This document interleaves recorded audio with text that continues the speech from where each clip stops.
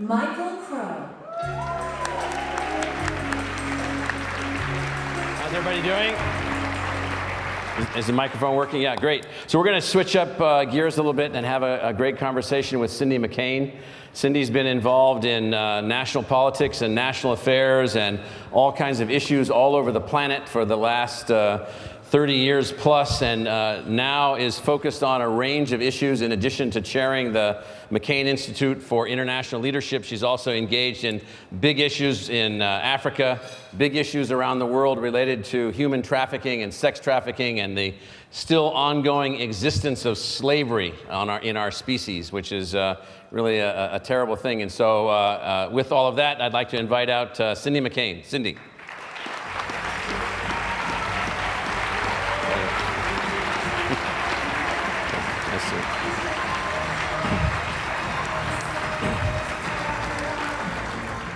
So I was saying to Cindy what this group was, and she's like, there's people that do that?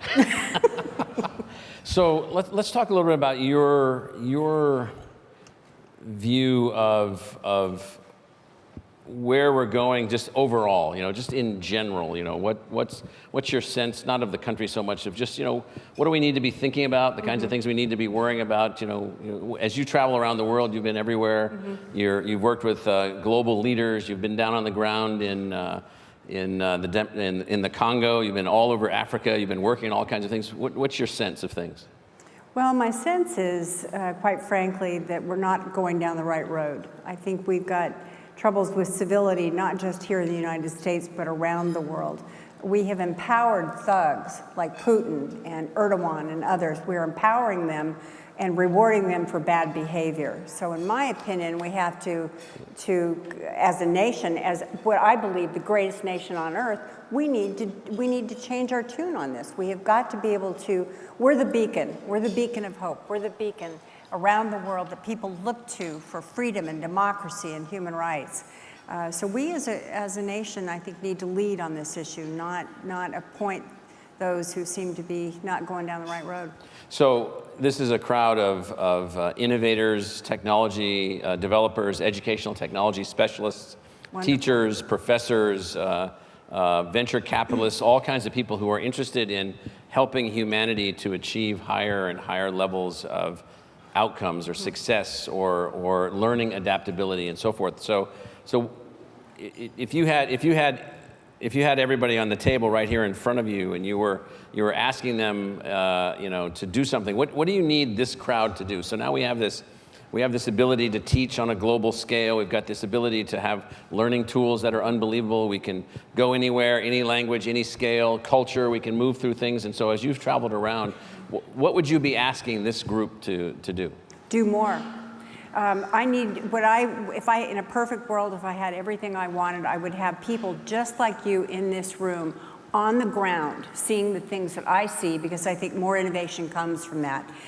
Technology and education is life-changing, as you know, around the world. You take a country like, say, Congo or Nigeria or some of the other places that we've worked.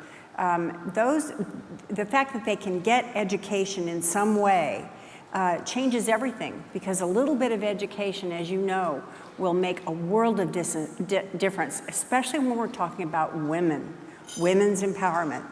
Education is a large part of that. Think about Afghanistan for a minute. We've been able to, as you know, not only offer the opportunities for education, but then expand on it.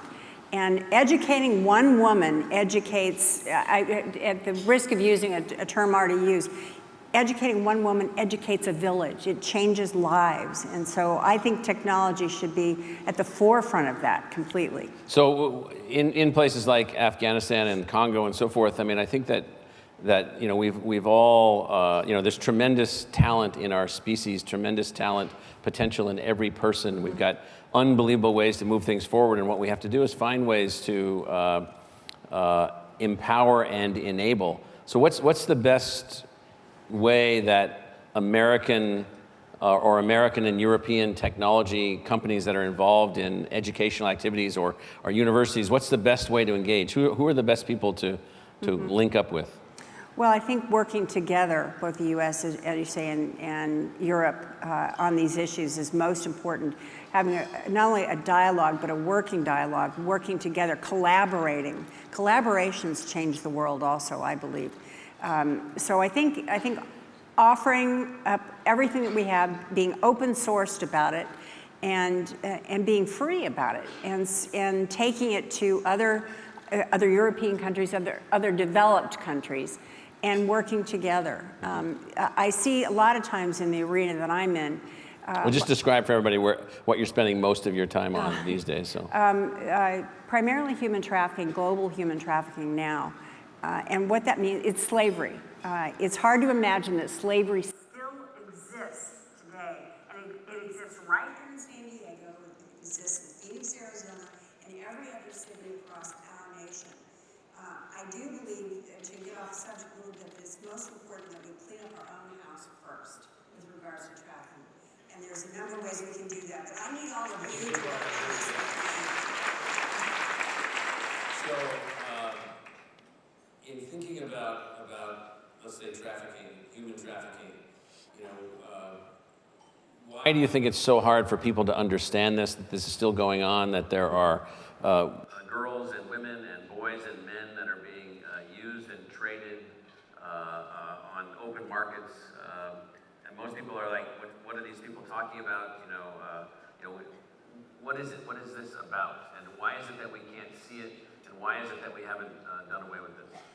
Well, believe it or not, there are many millions of people out there, as you know, that simply don't believe it happens here. To them, it only happens in, say, Vietnam, Cambodia, Africa in some place. It doesn't happen here.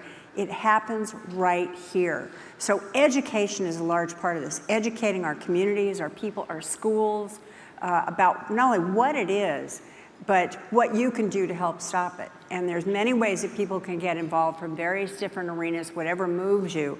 But we all need to work together on this issue because it is not just happening, but it's devastatingly happening still. And that goes for labor trafficking. We're talking about sex trafficking a little bit, but labor trafficking is a huge issue here. And let me say, the misnomer on labor trafficking is that it's an immigration issue. It is not an immigration issue. It's an issue with people that trade people for commodities. They trade them like commodities.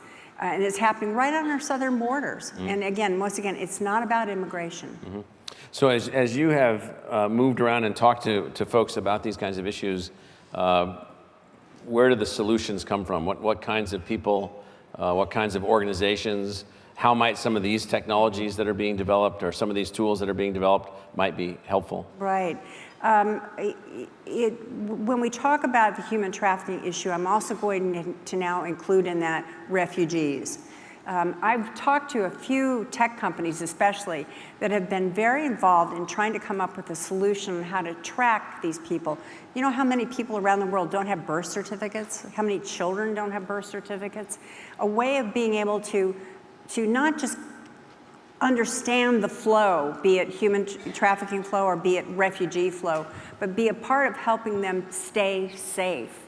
And so companies that in any way have ideas, I would also suggest if you have the opportunity and have the wherewithal to get on the ground. Go to a refugee camp, go to our southern border, go to a field of lettuce pickers. But see what I'm talking about, and you're the innovators. I need you on this. I'm not the innovator. So your ideas and your involvement are most important.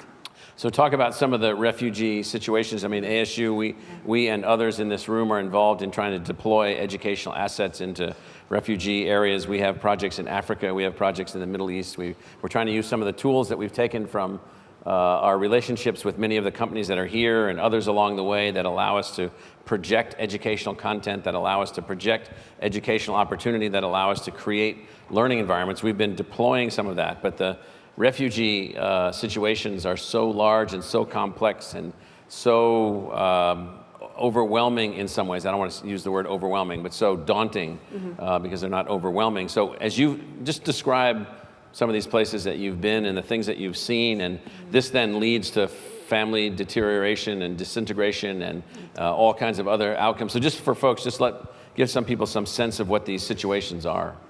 Well, we'll talk most recently about the Syrian flow, and to be in a situation where your only hope of saving your children is to leave your country, that's horrible. It's just horrible. So what you wind up with are the most vulnerable in any society being pushed out of a country and then being pushed into the hands of traffickers. So education, not just within the flow, but once they're put into camps and then, of course, moved out, which is ideally what we want, education becomes primary in this.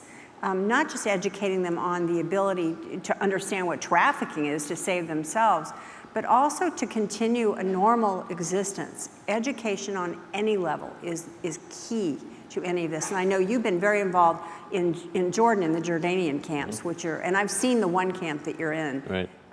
These are people that are desperate. And well, there we have educational technology. We also have water technology taken from one of our faculty members that just uses sunlight and a system to derive fresh water from just nothing but sunlight and the air. We had one organization come to us with an idea for a stove that would work, that did not, first of all, didn't burn fossil fuel. No pollution, yeah. Right, no pollution, but that it was safe. So if a child rolled into it, it would somehow cut itself off. Things like that. You forget that when you're gone from a country and you wind up in a tent, you have nothing. There's nothing. So the ability to just feed your family becomes imperative. So you spent a lot of time in Africa, in the Congo, and other places. I mean, when you're there and you think about, what we as Americans should be doing in Africa, there's this huge, it's a kind of a strange debate between what's called kinetic power, the military, and smart power, which are education. And this is a room filled with people capable of delivering smart power. They used to be called soft power. And so what do you think, what should be I'm not asking you for the national strategy, what should be the thinking in the United States about other parts of the world? So you get this debate going on now, kind of crazy, in Washington, like every day. It's just highly unusual. It's like, well, we should just do nothing. We should just cut ourselves off and not be engaged. And so you've been down on the ground in these places many, many times. What do you think we should be doing in a place like the Congo? Right. Well, first of all, I think an overriding issue in all of this is understanding what Africa is. A lot of times I'll begin a discussion about Africa and their eyes glaze over. It's like, that place is lost, we can't do anything about it, just leave it. So big, so complicated. Yeah, too complicated, don't want to be there. And that's absolutely wrong. That's absolutely wrong. In a place like Congo, for instance, we come back to the word education, we come back to small increments of things. Africa is the most amazing place ever from just a human standpoint. There's so much talent, so much innovation there, so many people that really just need a lift up educationally to be able to do something. What you all are doing with regards to education and technology is most important. Africa itself, though, if we leave it, and we've left it pretty much right now, because there's not much going on there, you see what happens. The bad guys roll in. Boko Haram, for instance. In Nigeria, right, in Nigeria, and others. Their ISIS groups are way down south into Africa now, because I've seen them myself. We can't let this go. This is a continent of human beings, and we have to be involved. And us as Americans, we're obligated because that's what we believe. That's what we believe as citizens of a great democracy, that we should help others. So why do we need to wait for the government? No. And so what should we be doing without the government? No, it takes, once again, I say to people, get on the ground, go see it for yourself. I know probably many people... Well, let's just take a sense. So how many folks have been to Africa out there? Oh, not enough. Quite a few, yeah. So how many have your products or your assets or your investments are working on an international or global basis? I think probably most of you, but can we see some hands on that? You've got some of your stuff out there, so many of you, yeah, already, yes? So So we don't have to wait for the government. No. We need to do things. We need to move forward. We have ways to project. We have ways to do things. Let's pull back to the United States right now. And so, what's your thinking about going forward? You're the chair of the McCain Institute, which is at Arizona State University. It's called the McCain Institute for International Leadership. It has next generation leadership fellows coming in from all over the world. It's got programs on making new kinds of decisions and complicated decisions and so forth and so on. But let's just pull back to the United States. You and your husband were involved in a pretty significant campaign a few years ago. So you were in every state. You were in every big city, many towns, all over the entire country. So you've been out there. You've seen everything. You know how all of that goes. So what's your sense of the American spirit? Where we're going, where we're headed. I happen to be an optimist. I know you're an optimist also. But what's your sense of us? Well, from not just from '08, but since then, both my husband and I believed in, in my case, the goodness of our people. We're in a time right now where we're kind of rewarding bad behavior. So mistreatment of people online, for instance, mistreatment of people in general, words matter. And empowering people from a standpoint where they are anonymous and have the ability to just say anything they want, no matter what it means or no matter how hurtful it is, I think we need to take a step back. I mean, civility has been lost a great deal. So how do you? So one, you don't act in an uncivil way, not you, but I mean, so one of the mantras is just don't do it. Yeah. But why do we allow it to occur? Why do we talk to people that talk that way? Why don't we just say, well, you're going to act that way, I'm not going to talk to you anymore? Well, it takes those of us that are in a position to do that to do just that. It's hard sometimes to buck the system, but yes. You have, at least in my opinion, we have to. I mean, so Vicki Kennedy and I worked together on civility issues. And both she and I worked together like our husbands did, across the aisle with each other. It's important that we talk to people who don't agree with us.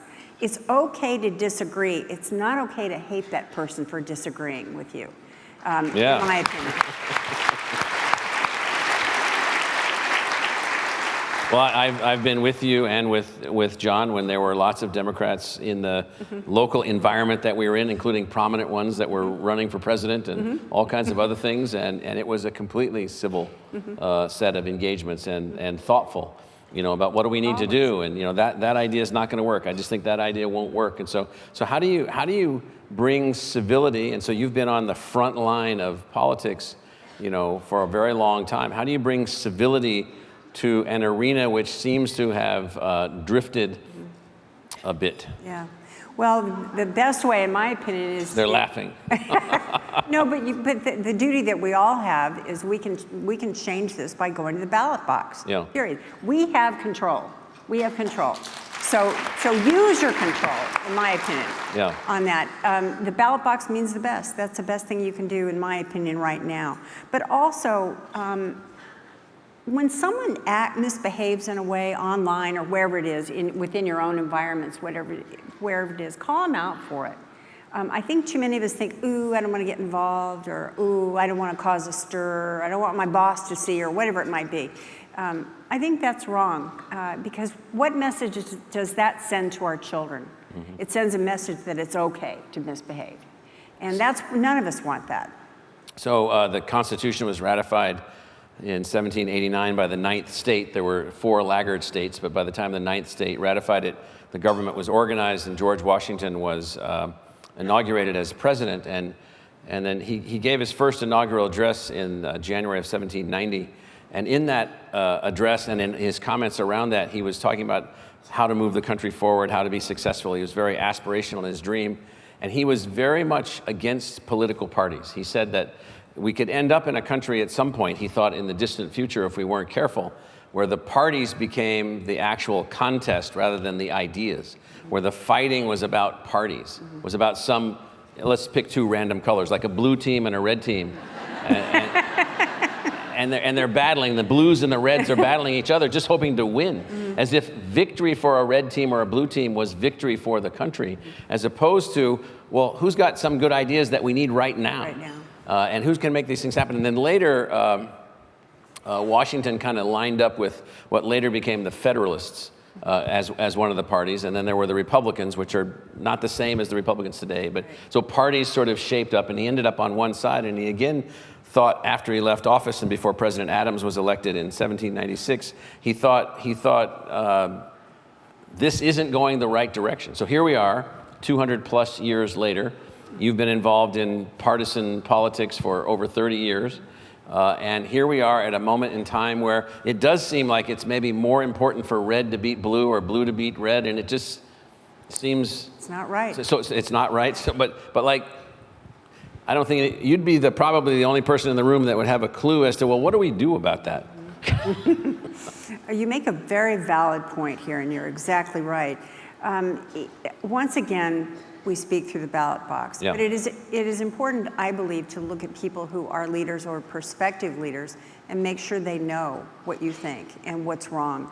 You're right about the parties. Should never have happened, the divisiveness, not just on the Republican side, but there's some problems on the Democratic side too with this. It's time that we roll back together. And the way we do that is ballot box number one, but number two, we as voters and as citizens reminding our leaders what they're there for and what you want, not what they want necessarily. It's also, I also believe in the goodness of America, and this is like a pendulum. I have lived long enough now to have seen this pendulum swing from side to side to side. We were referring to each other as geezers. Geezers. We're probably twice of age of anybody in this room. Anyway, I believe the pendulum will swing back. I believe we will see this country change again, and for the right reasons. We're being tested right now, though. We're being tested by. It's the kind of thing. If you don't get involved, then you shouldn't complain. Right now we're looking at those who are involved, and those of us who are perhaps not involved, those guys are winning. And it's not about winning or losing, but it's about what's doing the right thing. Mm-hmm. And so I encourage people to stay involved and get involved. Politics, human trafficking, whatever it is, because we need everybody in this.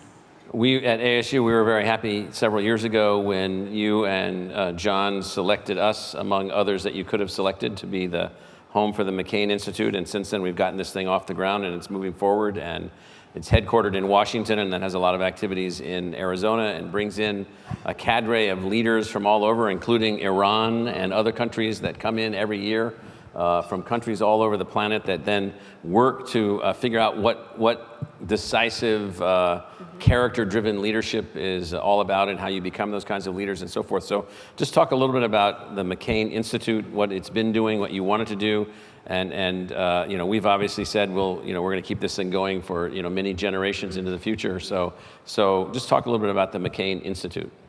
Well, my husband and I started it for the very reasons you just mentioned.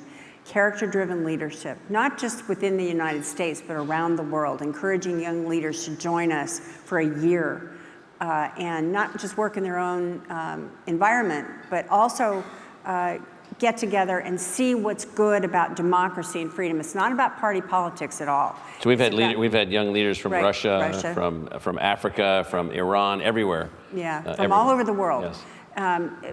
But more than that, it's about what my husband stood for and what he believed in, and also believing that it is okay to disagree, as I mentioned. It's obviously about his legacy, which I've been tasked with now. I had a long time while he was still ill to talk to him about this, and so it's about continuing the efforts that he did for human rights, for freedom of the press, for cybersecurity, all the things that meant a great deal to him. There's way more than what I just mentioned. But making sure that we continue this, we continue the discussion, we continue the disagreements, but we then begin to understand what's what's not only what's important, but how we can actually be a part of making it better. He was the eternal optimist of anybody in the world. He was the eternal optimist and believed so much in the goodness of people, but also, again, not rewarding guys for bad behavior either. Right. And so that's why we encourage countries that are perhaps not on the same page with us to come in and experience this. So talk about why an American institution, the McCain Institute, should be bringing in young leaders or young journalists from Russia or Iran or Venezuela or Palestine or wherever they happen to come from, which is where all these young people come from. They come and then they work in, they spend some time at ASU, they spend time in Washington, and they work like in the city hall of Kansas City, or they work in a corporation in Saginaw, Michigan, and then they move around and they get some sense of the entire country and how it works. And so why is that fundamentally important? Well, it's important to expose, especially people that are like from Russia, or you said Venezuela, or Afghanistan, or wherever it is else, to expose them to our values and our belief system. We're not always right, but to be a good leader, you have to understand all sides. And so that's why John wanted to do this so specifically, was to be able to make sure that we could expose people, talk to them, agree or disagree with them, but perhaps give them a different perspective on the world. And that then engage as good leaders along the way. We have so many of our people have been elected to elective office around the world now. The people that have come in as as next generation leaders. Next generation leaders. It's very exciting to see people involved like this, young people especially. As well as there's been a number of hard-charging, reform-oriented journalists who take great risk in the things that they write and work towards, and so they've been brought in. These are all folks on full scholarship and fully supported as a part of the overall activity. And then as well as in the McCain Institute, the building of these decision scenarios that people go through in complex subjects like what do you do in Syria, what do you do here, what do you do there, and so forth. So let's turn to in the couple of minutes that we have left, to your passions going forward. Like, what do you want to make sure that you can get done going ahead? Well, number one, as I said, John's legacy is very important to not just me, but to my family as well. And making sure that the Institute is strong and thriving and vibrant and vigilant on issues that are really important. John, most recently I went to Ukraine for the elections. And number one, I saw a country of young people that were really involved with candidates, with the process, whatever it was. Well, this would be the same Ukraine, by the way, that a couple of years ago was about to enter NATO. Right. Just prior to a piece of the country being taken by another power. Taken by the Russians, exactly. So for me to experience that side of this, I was an election observer. And to watch the young people involved and watch a process that nobody knew the outcome was going to be, what the outcome was going to be. 5 years ago, that would not have been the case. So countries like that, making sure that the ideals that John stood for, as I said, are carried on, but also being involved as an institute in the process, being involved in thinking and talking about what's going on, but most importantly, being action-based, because what we do isn't just talking about it. We are on the ground in each of our areas, not only learning, but being a part of what's going on and developing more and being able to develop our thoughts and where we're taking these things as well. The world changes every day, so we have to be very vigilant in making sure that we're busy. So how this is kind of a complicated question, and so as we talk about American values and American character and the American experiment, there's a lot of people that get upset with that kind of talk. It's like, well, what do you all think you're like such hot stuff, that kind of thing. And so I think that there's this tension, and you and I have talked a little bit about this. I mean, there's this notion that the notion is that every place doesn't get turned into America. That's not what this is about. No, not but at all. But it's a place in which people can have voice and so forth. So let's take your favorite country outside the United States, what is it? That you've been to and spent time at, so. Well, any place in Africa. I mean, Okay, I so- adore Africa. All right, so let's take these African countries that you have visited, and so what do you wish? And this will be our last thing. So what do you wish for them? I wish for them to have a voice. Let's give those who don't have a voice to determine their own destiny, whatever that may be, to give them the strength and the power to be able to do what they believe is the right thing for their country. Now, we may not always agree, and we're going to fail at some of this. It's not about turning countries into little Americas. It's not. It's just about giving people an opportunity to determine their own destiny in the long run. And that's exactly what we stand for on all of this. And more importantly, about giving people who perhaps are lacking the human rights enough to be able to be a part of the process. Women, for example. Women are taken away from the process or not included in the process. In every country I can think of, it happens that way. And that simply is not, everyone can agree that women should be a part of the process, absolutely. So it's about the ideals that we believe in, and just, again, giving people the thought and the opportunity and the strength to determine their own outcome. All right, let's thank Cindy McCain. Thank you. Thank you. Thanks. That was good.